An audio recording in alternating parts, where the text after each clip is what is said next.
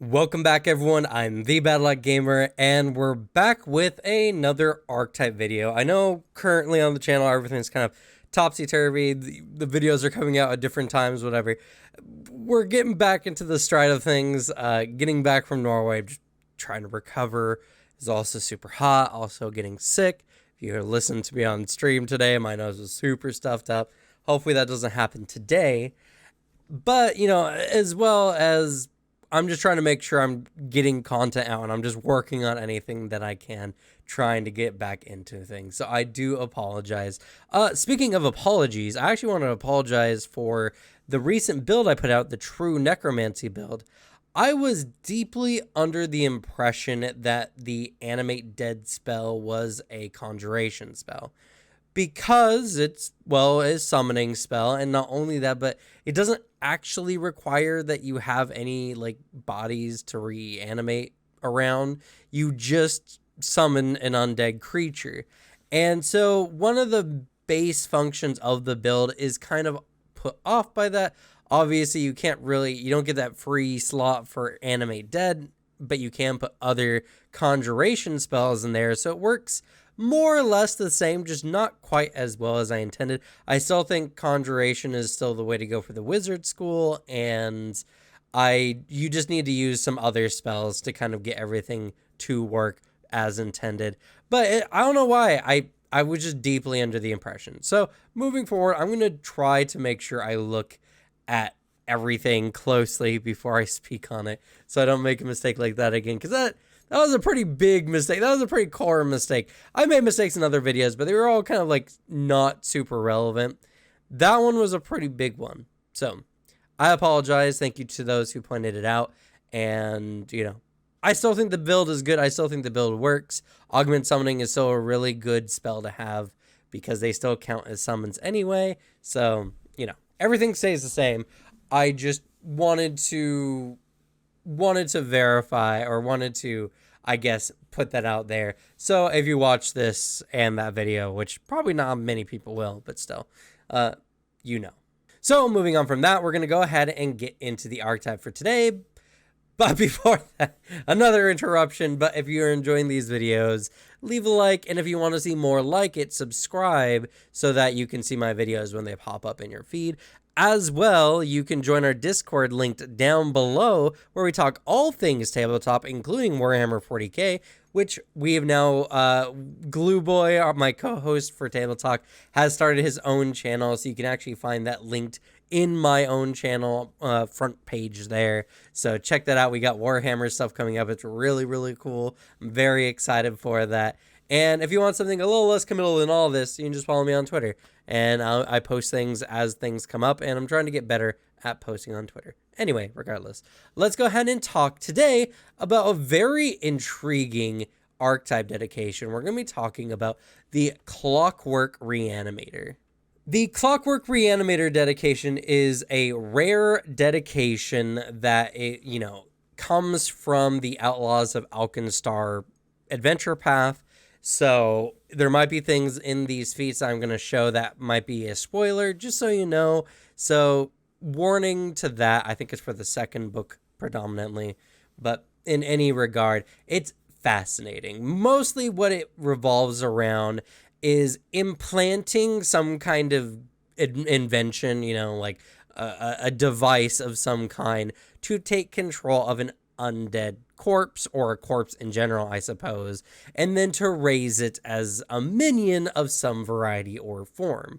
The dedication feat itself requires that you're trained in crafting, and it gives you a construct companion that is a undead, or that is a corpse. It's made from a corpse animated by clockwork gears and technological prowess. Now, something I want to mention, I brought it up here, is that strangely, most dedication feats have this special tag here where it says you can't select another dedication feat until you've gained 2 feats from Clockwork Reanimator archetype. Pretty normal. But then it says if you retrain out of this feat, you lose the rituals learned from it. Now, I don't think there's actually any rituals in it. I don't think I saw any. If I notice any during this video, I'll be sure to mention it. But Maybe this is just a new thing that they're going to be adding to the archetypes to make it so that characters can't train into an archetype to pick up some of the free like recipes an archetype might provide.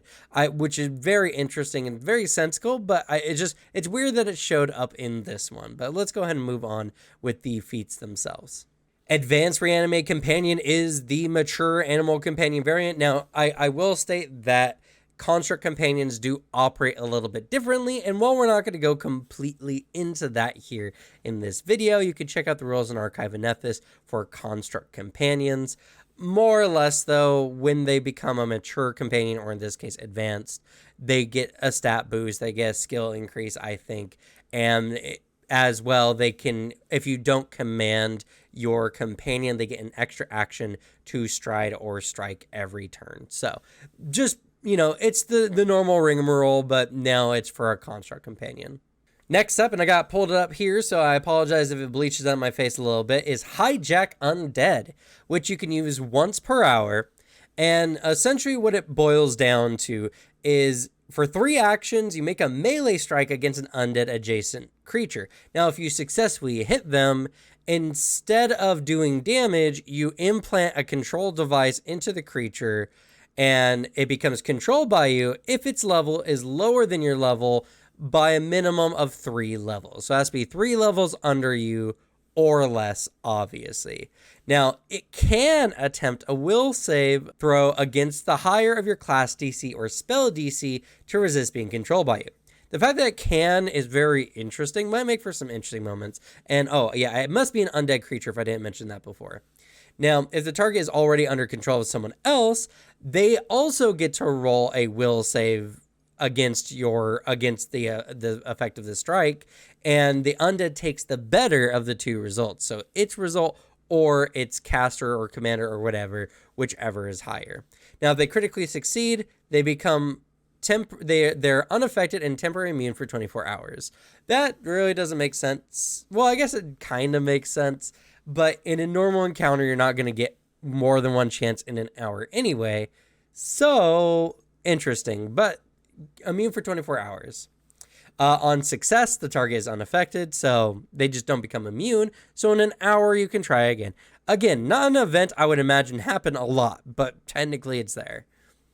Failure, the undead becomes a minion under your control for a minute. The control ends if you or an ally attacks the undead minion. And crit failure, same as failure, only it lasts for an hour. A very interesting feat overall. It is really cool. I do like the idea of like jamming some kind of device into an undead's head and taking control of it with a little controller thing. I think that's very thematic and very cool.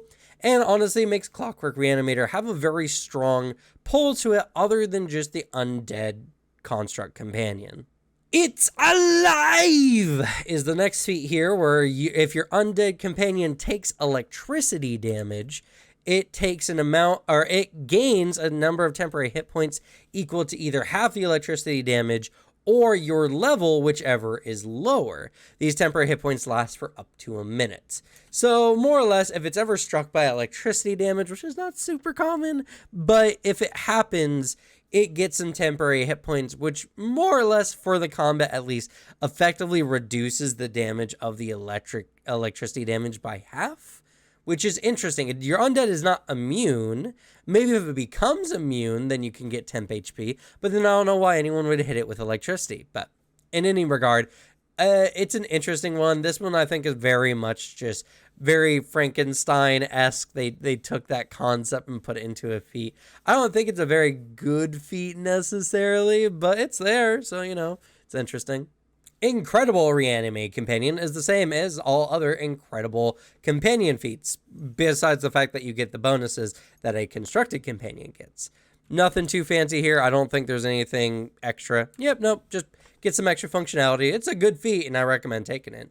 All right, next is Self-Destruct. I'm looking at this one here again on screen, and it's a reaction you use when your Reanimated Clockwork Companion is reduced to 0 hit points. And you must be within 60 feet of your Reanimated Clockwork Companion when this effect takes hold. Now, I do have to say, this does specify your Reanimated Clockwork Companion. So if you have another Construct Companion. For whatever reason, it only works on the Clockwork version, not any other, I guess, Construct Companions. But regardless, more or less what it boils down to is as a reaction, when it drops to 0 HP, you can activate the device. It explodes, dealing 2d6 per level to all creatures in a 30-foot radius, which is a pretty big blast area. Creatures caught in the blast can attempt a basic reflex save against your higher of your class DC or your spell DC. I actually really like that a lot of the Clockwork Reanimator can kind of work if you're a martial or a spellcaster. Obviously a little bit better if you're a spellcaster because your spell saves will probably be typically a little bit higher than most class DCs, but Inventor, obviously it would work really well because Inventor does have a really good class DC as well. And regardless, 2d6 per level, when you pick this up, per level to all creatures, 2d6 per level. So when you pick this up, your Construct Companion explodes for 24 d6 damage. If I'm reading it correctly, dealing 2d6 damage, fire damage per level to all creatures in a 30-foot radius. All creatures, when you pick this up, 24 d6. Holy crap! That's this could kill your allies if you're not if you're not paying attention. 24 d6. What? That's an average damage of 72 average damage. Yeah, 72 damage. That's nuts. Now, it does require that your Clockwork Companion does go down to 0 hit points, but that's really strong. There's not even many spells that do that much damage. Holy crap. Next up is Improve Hijack Undead, and more or less what it does is when it fails the check, it becomes your minion for 10 minutes, and if it crit fails, it becomes your companion for 24 hours, which could be pretty good, honestly. I mean, it's still a creature that's 3 levels underneath your level, so it's still not going to be the greatest. But I mean, so Hijack Undead, right? What the effect, even though it's 3 actions, you got to think about it from this. If it's successful, or they fail, more rather, they have, it removes an enemy from the battlefield and gives you an ally on the battlefield. That's a huge swing for most combat situations. It's a pretty good feat, and this one, I guess, allows you to take it on to further combats if they come up. It's a pretty good feat. Next up is Paragon Reanimated Companion. This is similar to the specialized animal companion from normal animal companions, but this one does have some slightly different rules and works in a slightly different way. Your companion just becomes better rather than getting a specialization. So I think if I read the rules correctly, regardless, again, I'm not going to get into Construct Companions and their differences here. That's probably a different video altogether. Just know this is a good feat and use it to improve your Clockwork Reanimated Companion. And if you're going to have a companion, you might as well have it be as beefed up as possible. All right, another one I got pulled up right here, Unwind Death, which is another 3 action. There's a lot of 3 action abilities here in the Clockwork Reanimator, but this is a really cool one. So the requirements is that the target of this ability must be mostly intact, and I think actually there's another one in here as well. Yeah. So essentially what happens is if an ally predictably or some creature you don't want to die were to go down, you can use your Clockwork devices to bring them back, resuscitating them. You attempt a DC 40 crafting check. Now that's pretty high, but at level 16, when you pick this up, that's not honestly going to be that difficult of a check. It's still a pretty intense one. And you revive the dead creature that has been dead for no more than 3 rounds. So there's another requirement for this they should have put up here, which is that the target has been dead for no more than 3 rounds. If you succeed the check, the target is returned to life as if you had used Raise Dead, except it still has the wounded condition it had before dying increased by 1, or a wounded 1 if it wasn't wounded before dying. Whether you succeed or fail, the target is then temporarily immune to Unwind Death for 1 day. And obviously, becoming immune to this just means it can never work on them again. So that's probably just the way they should have put it, because it should mean if you succeed or fail, you cannot attempt the check again, because being immune for a day puts you outside of that. The target has been dead for no more than 3 rounds. Now, I guess technically, if we're getting into it here, technically speaking, if something else were to revive them, then they're not immune to it as long as they're not, it's within 24 hours. So, you know, like, I guess if you have someone else revive them, then you can't revive them if they happen to die again. If someone's dying this much, they probably should just write their character off, because that's a lot. But this is a very interesting, I really like this. And there's no limit to the number of times you can do this other than the temporarily immune effect. So technically, if all your allies die, you can turn them all into Iron Man with a thing in their chest, barely keeping them alive. I think that's really, really cool and is very interesting. All right, last but not least, Zombie Horde, which is by far the coolest feat, and it sucks that this does not belong to any real Necromancer style builds, because this is so good. So for 3 actions, and to be fair, this is a level 20 feat, so it's pretty strong. For 3 actions, you command your construct companion to disassemble into dozens or hundreds of small corpse constructs, acting as one shambling swarm for the course of the action.